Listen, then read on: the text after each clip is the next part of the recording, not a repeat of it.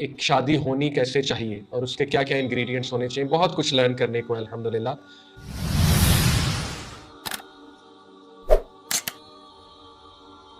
بسم اللہ الرحمن الرحیم. الحمدللہ رب العالمین والصلاة والسلام علی رسولہ الکریم. اما بعد.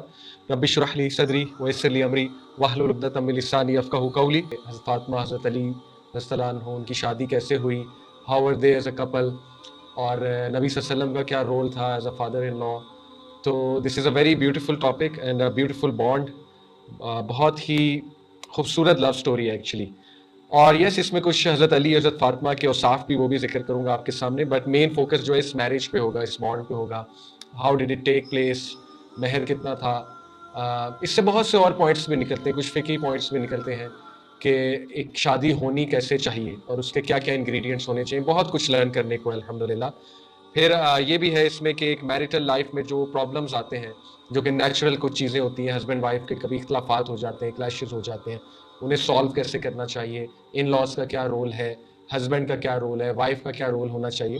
تو بہت خوبصورت یہ اسٹوری ہے اور اس سے بہت سے ایسے لیسنز اخذ ہوتے ہیں. تو حضرت فاطمہ نے نبی صلی اللہ علیہ وسلم کے ساتھ ہجرت کی ہے 13 سال کی عمر میں, اور حضرت فاطمہ نے ہجرت میرے خیال سے عائشہ کے ساتھ کی تھی اور ان کی والدہ کے ساتھ کی تھی سیپریٹلی, اور نبی صلی اللہ علیہ وسلم ابو بکر کے ساتھ آپ نے پڑھا ہوا ہے یہ اس میں.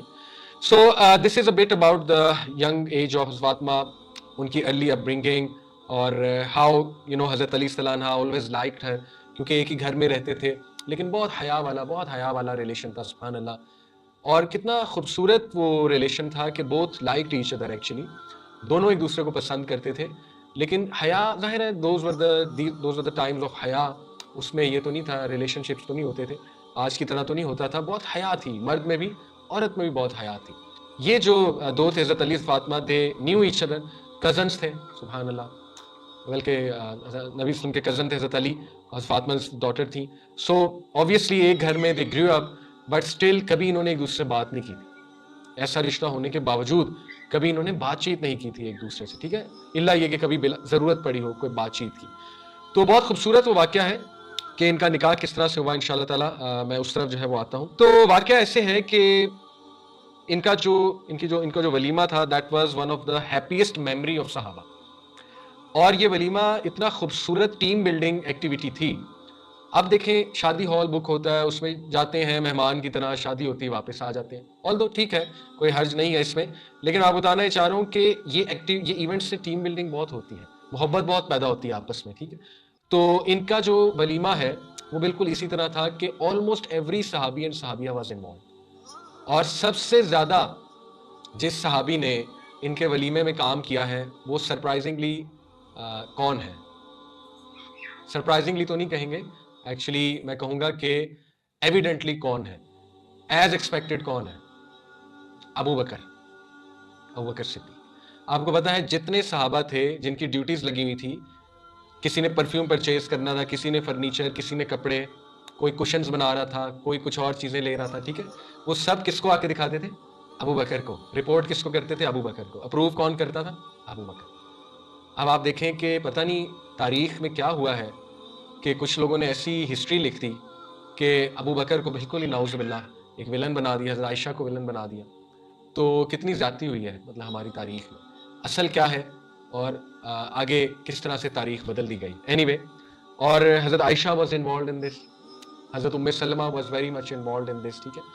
تو حضرت ابو بکر تو بہت زیادہ سپورٹ کر رہے تھے اس ساری چیز کو. اور یو ول بی سرپرائز, حضرت علی کے پاس جو مہر تھا وہ کتنا تھا دینے کے لیے؟ 4 درہم سلور کوائنز ہوتے تھے. اور وہ کیا تھی؟ ان کی شیلڈ, ٹھیک ہے, آپ نے پڑھا ہوگا, وہ شیلڈ تھی ان کے. حضرت علی کے پاس کچھ بھی نہیں تھا. حضرت علی جو ہے نا, انہوں نے ساری عمر آپ کہہ لیجئے غربت میں گزاری ہے, بہت ہارڈ شپ میں حضرت علی نے ساری عمر. تو حضرت علی کے پاس دینے کو کچھ نہیں تھا, ایک شیلڈ تھی جو 4 درہم اس کی ورتھ تھی. تو اللہ کے نبی نے کہا تھا اس کو آپ سیل کرو اور پھر مہر لے کر آؤ, 4 درہم انف ہے. اللہ کے نبی نے کہا ٹھیک ہے آپ سیل کرو. ڈو یو نو وہ شیلڈ کس نے خریدی تھی اور کتنے پیسے دیے تھے؟ حضرت عثمان. اب آپ دیکھیں حضرت عثمان کے بارے میں بھی, یعنی ریالٹی کیا ہے کہ ابو بکر از دا صحابی جو سب سے زیادہ اس میں ایکسائٹیڈ ہے میرج میں, اور جس شخص نے وہ خریدی شیلڈ وہ ہے عثمان غنی. اور 4 درہم نہیں دیے, کتنے دیے؟ 400 درہم. 400 درہم کہ علی 400 درہم میں آپ کو دیتا ہوں. تو علی بہت خوش ہوئے, 100 ٹائمز کہتے ہاں ضرور. اور پھر کیا کیا؟ شیلڈ لے کے کہا یہ لو واپس، یہ 400 درہم تمہارا گفٹ ہے، مجھے تمہاری شیلڈ نہیں چاہیے۔ حضرت علی اتنے خوش ہوئے، علی نے دعا دی عثمان غنی السلام کو۔ تو یہ محبت تھی صحابہ کی آپس میں، ابوبکر صدیق کی اہل بیت سے، عثمان غنی کی اہل بیت سے، وہ ٹیم بانڈنگ۔ حضرت عائشہ کتنی ایکسائٹیڈ تھیں، ٹھیک ہے نا۔ حضرت عائشہ نے آپ کو پتا پلوز بنائے تھے، کشنز بنائے تھے حضرت فاطمہ کے لیے۔ ام سلمہ نے کپڑے بنائے تھے حضرت فاطمہ کے، اور حضرت علی اتنے شرمیلے تھے کہ اللہ کے نبی صلی اللہ علیہ وسلم نے حضرت علی کو کہا کہ آپ جو ہے نا وہ پرفیوم لو فاطمہ کے لیے۔ 480 درہم اکٹھے ہو گئے تھے، 80 درہم اور اکٹھے کر لیے، چیزیں بیچ کے جو کچھ تھا سب بیچ دیا، وہ اتنے ایکسائٹیڈ تھے حضرت علی۔ تو نبی صلی اللہ علیہ وسلم نے کہا کہ نا آپ پرفیوم لے کر آؤ حضرت فاطمہ کے لیے، اور زیادہ پیسے سے کہا تھا پرفیومز لے کر آؤ، وچ پرووز کہ خوشبو اور پرفیوم بہت امپورٹنٹ ہے ہمارے اسلام میں۔ تو نبی صلی اللہ علیہ وسلم نے کہا پرفیوم لے کر آؤ اور باقی سے فرنیچر خریدو اور کپڑے وغیرہ، فرنیچر پرائمریلی، ٹھیک ہے۔ اور آپ کو پتا ہے کہ حضرت فاطمہ کا بیڈ کس نے بنایا تھا؟ نبی صلی اللہ علیہ وسلم نے خود اپنے ہاتھ سے فاطمہ کا بیڈ بنایا تھا، ٹھیک ہے۔ جس سے کچھ اسکالرز جو ماڈریٹ ہیں وہ کہتے ہیں کہ باپ اگر کوئی گفٹ دے رہا ہے بیٹی کو تو یہ جہیز نہیں ہے، اتنی اسٹرکٹنس نہیں دکھانی چاہیے، ٹھیک ہے۔ بہت لائٹ چیزیں بھی ہیں۔ دیکھیں جہاں پہ کوئی پوائنٹ مل رہا ہے نا، فقہی چیز مل رہی ہے، یاد رکھیں، ایک رول یاد رکھیں کہ فقہی اختلاف جہاں پہ آ گیا نا وہاں پہ ریجڈ نہیں ہونا چاہیے، ایکسٹریم نہیں بننا چاہیے وہاں پہ، ٹھیک ہے۔ ہاں جہاں پہ عقیدے کا پوائنٹ ہے وہاں پہ you should be rock solid, عقیدے پہ نو کمپرومائز، ٹھیک ہے۔ لیکن جہاں فقہ میں کوئی لچک مل گئی ہے وہاں پہ you should not be so rigid. میری کیا مراد ہے، اگر لڑکی کا باپ لڑکی کو کچھ گفٹ دیتا ہے اور وہ کلیئر کہہ رہا ہے یہ دہیز نہیں ہے، میں دے سکتا ہوں، میں اپنی بیٹی کو دے رہا ہوں، سمجھ رہے، اور آپ نے ڈیمانڈ نہیں کیا ہے، آپ کہتے ہیں میں نہیں دینا، آپ نے میری ڈیمانڈ ہی نہیں ہے، لیکن وہ کہتا ہے مجھے دینے دو، میری بیٹی ہے، میری واحد اولاد ہے، کچھ لوگوں کی ایک اکلوتی بیٹی ہوتی، ٹھیک ہے، کہتا ہے مجھے گفٹ کرنے دو اسے کچھ، تو اس میں اتنا ریجڈ ہونے کی ضرورت نہیں ہے، اوکے۔ میں نے یہی سنا ہے اپنے استاد جو علماء ہیں ان سے۔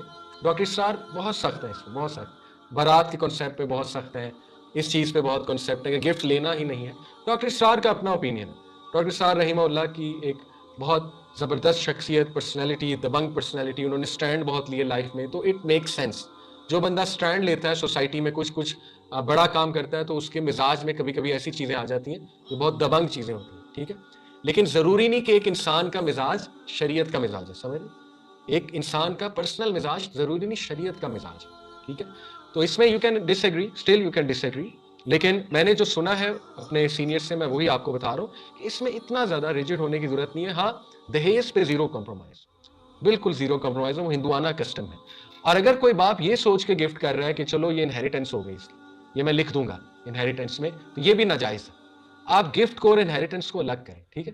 اور گفٹ اتنا بڑا نہیں دے سکتے، گفٹ کے بارے میں فتاویٰ کیا ہے، آپ گفٹ اتنا بڑا نہیں دے سکتے کہ وہ انہیریٹنس کا کچھ حصہ بن جائے۔ جیسے ایک باپ بیٹی کی شادی ہونے لگی ہے، لیٹس سے بیٹی کی انہیریٹنس، کرنٹ انہیریٹنس بنتی ہے 2 کروڑ، باپ اسے 1.5 کروڑ کا گھر دے دے اور کہ یہ گفٹ ہے، ٹھیک ہے، تو یہ باقی اولاد کے ساتھ زیادتی ہوگی۔ کیوں؟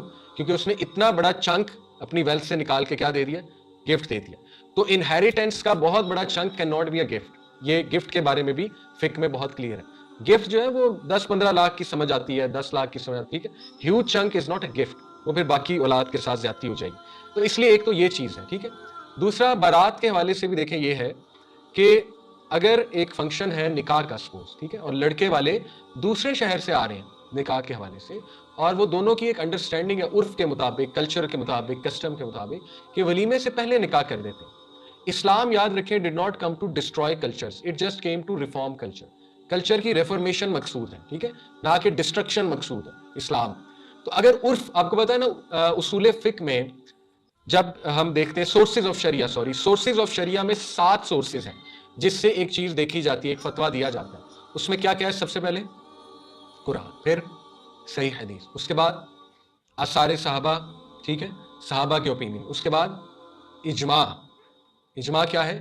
کنسنسس امہ کا کس چیز پر ہے، اسکالرز کا کنسنسس کس چیز پہ، ٹھیک ہے۔ اس کے بعد قیاس، پھر اجتہاد، لاسٹ عرف۔ عرف کیا ہے؟ کلچر، کسٹم، ٹھیک ہے۔ تو کچھ لوگ عرف کو، اسپیشلی جو لوگ بہت زیادہ لٹرلسٹ ہوتے ہیں، جو قرآن اور حدیث میں بہت لٹرل ہو جاتے ہیں، وہ عرف کا ایلیمنٹ اگنور کر دیتے ہیں۔ عرف کیا ہے؟ Your customs, your culture, not every custom is bad, ٹھیک ہے۔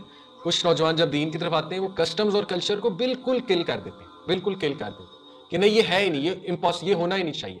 دیکھیں وہ کسٹم اور کلچر جو شریعت کے خلاف جائے وہ منع ہے، وہ کسٹم جو شریعت کے خلاف نہیں ہے، ایک ویل نون معروف کسٹم ہے آپ کے علاقے کا، اس کو اڈاپٹ کرنے میں کوئی حرج نہیں ہے۔ اس کی بہت سی مثالیں صحابہ کی زندگی میں، اس کی بہت سی مثالیں ملتی ہیں ہمیں، ٹھیک ہے، کہ نبی صلی اللہ علیہ وسلم نے الاؤ کیا جو کسٹم تھا ایک علاقے کا، ہاں اس میں جو شرکیاں چیزیں تھیں، اس میں جو انجسٹ چیزیں تھیں ان کو ریموو کیا، ٹھیک ہے۔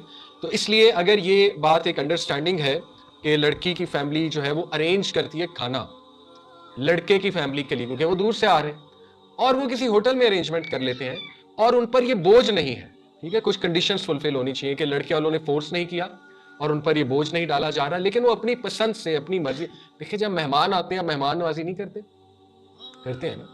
اینی وے، تو نبی صلی اللہ علیہ وسلم نے حضرت علی کو کہا کہ آپ یہ چیزیں خریدو، اور حضرت فاطمہ کو گفٹ دیے اللہ کے نبی نے، آپ کو پتا ہے برتن نبی صلی اللہ علیہ وسلم نے دیے، کچھ یوٹینسلز ڈیلی یوز کی نبی صلی اللہ علیہ وسلم نے دی، بیڈ نبی صلی اللہ علیہ وسلم نے بنایا خود اپنے ہاتھ سے حضرت فاطمہ کا، ٹھیک ہے۔ تو اگر لڑکی کی مدر کو برتن دیتی ہیں تو یہ کوئی اتنی ایکسٹریم چیز نہیں ہے۔ This marriage was beautiful, it should beautiful team building, every one was excited. حضرت علی اتنے شریف النفس تھے اور اتنے حیا والے تھے کہ نبی صلی اللہ علیہ وسلم نے جب انہیں کہا کہ پرفیوم خریدو اور کپڑے خریدو تو ان کو اتنی حیا تھی، انہوں نے کہا کہ مجھے عورتوں کی چیزیں خریدنی نہیں آتی۔ تو انہوں نے کس کی ہیلپ لی؟ ام سلمہ کی، ام سلمہ نبی صلی اللہ علیہ وسلم کی وائف، ام سلمہ کی انہوں نے جو ہے نا وہ ہیلپ لی، اور ام سلمہ کو کہا کہ نا آپ میری اس میں مدد کر دیں، مجھے پتہ ہی نہیں پرفیوم اور یہ چیزیں کہاں سے ملتی ہیں۔ اینی وے، پرفیوم میں ان کی ہیلپ حضرت بلال نے کی، حضرت بلال نے کہا میں آپ کو پرفیوم دلواتا ہوں، اور ام سلمہ کو انہوں نے باقی پیسے دے دیے کہ باقی کی چیزیں پھر آپ دیکھ لیں۔ تو کپڑے اور فرنیچر وہ پھر ام سلمہ نے باقی صحابیات کے ساتھ مل کر کیا۔